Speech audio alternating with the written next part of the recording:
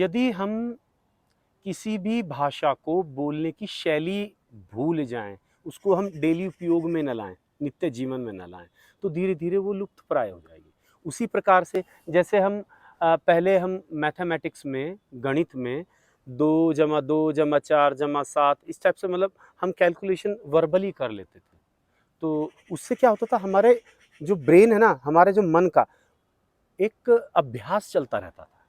तो हमारा जो बुद्धि है उसी अनुसार विकसित होती रहती थी। लेकिन जब से मॉडर्न साइंस के साथ जो मॉडर्न गैजेट्स आए हैं ना, तो ये मॉडर्न गैजेट्स ने क्या कर दिया, आपके जो मेमोरी का जो कार्य था, जो आपकी कैलकुलेशन का कार्य था, वो उसने ले लिया। तो अब आपने क्या किया, अब आपने अपने मन को अनुपयोगी बना दिया। जो बुद्धि को जो इस कार्य में लगाना था, कैलकुलेशन करने में या किसी को स्मरण करने में, वो आप उपयोग कर नहीं रहे हो, क्योंकि हर चीज़ को आप लिख कर मोबाइल में सेव कर लेते हो, नोटपैड है या कुछ कैलकुलेशंस है, कैलकुलेटर है, उसपे सब कुछ कर लेते हो।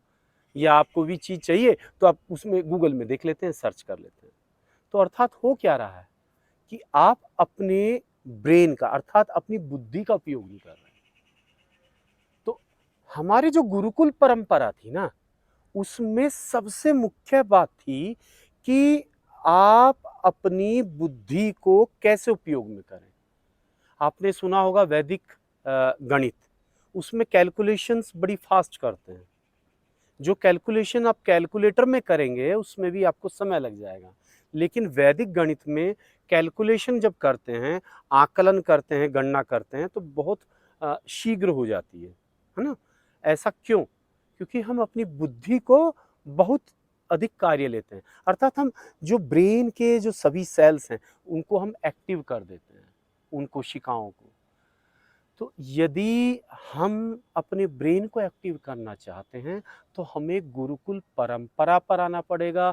ये जो मॉडर्नाइजेशन के साथ जो इलेक्ट्रॉनिक गैजेट्स आ रहे हैं, उन पे डिपेंडेंसी, उन पे निर्भरता कम करनी पड़ेगी। तभी हमें अपने ब्रेन को डेवलप कर पाएंगे। देखो, भगवत गीता में भगवान श्री कृष्ण ने भी कहा है कि परिवर्तन संसार का नियम है। अर्थात ना तो हम जो समाज में चल रहा है उससे आगे दौड़े, ना समाज में जो चल रहा है उससे पीछे दौड़े। अर्थात हमें आज के आधुनिक समाज के साथ सामंजस्य भी स्थापित करना है, परंतु यह भी ध्यान रहे कि हम कुछ खो तो नहीं रहे हैं। हम अपने बुद्धि की कार्य करने की क्षमता तो नहीं खो रहे हैं, उस पर विशेष ध्यान दें। पहले हम शारीरिक परिश्रम बहुत करते थे, आजकल मोबाइल में ही बच्चे आपको खेलते मिल जाएँगे।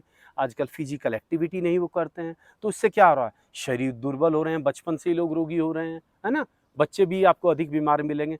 तो इसका कारण ये सब चीज़ें हैं कि मनुष्य आधुनिक तो बने, लेकिन साथ-साथ जो हमारी गुरुकुल परंपराएँ हैं, जो वैदिक सनातन धर्म की परंपराएँ हैं, उसके अनुसार जीवन शैली भी अपनाएँ, साथ में चलें। अर्थात योग करें, मंत्रों की महत्ता समझें, संस्कृत मंत्रों के उच्चारण से जो हमिंग, जो ध्वनि उत्पन्न होती है, जो नाद उत्पन्न होता है, उसके द्वारा भी हमारे ब्रेन के वो सेल्स एक्टिव हो जाते हैं, जो कभी एक्टिवेट नहीं हो पाते। यह भी वैज्ञानिक रूप से सिद्ध हो चुका है।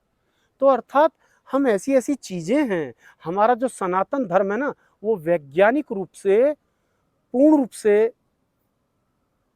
खरा है, जिसको हम प्रूव कर सकते हैं। बहुत ऐसी चीज़ें हैं जिनको हम उठाते हैं, तो हम पाते हैं कि ये तो हमारे वैदिक ग्रंथों में, हमारे पुराणों में पहले ही बता दी गई हैं, लेकिन आज वैज्ञानिक सिद्धांतों से उसको दोबारा से वो सिद्ध कर रहे हैं।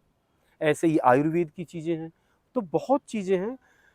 तो इन चीज़ों को यदि हम अपने जीवन में इस प्रकार से करें कि आधुनिकता भी करें और साथ-साथ अपनी जो रूट है, जहाँ हमारी जड़ है, मूल है, उसको भी ना छोड़ें, तो अवश्य ही आप एक बहुत ही सफल व्यक्ति बन पाएँगे, जिसमें एक आधुनिकता भी होगी और पूर्ण रूप से आपकी बुद्धि ऐसी विकसित होगी कि आप किसी भी तरह के जो इलेक्ट्रॉनिक गैजेट्स हैं, उन पे डिपेंड नहीं होंगे, उन पे निर्भर नहीं होंगे। और आप एक विलक्षण प्रतिभा के धनी होंगे।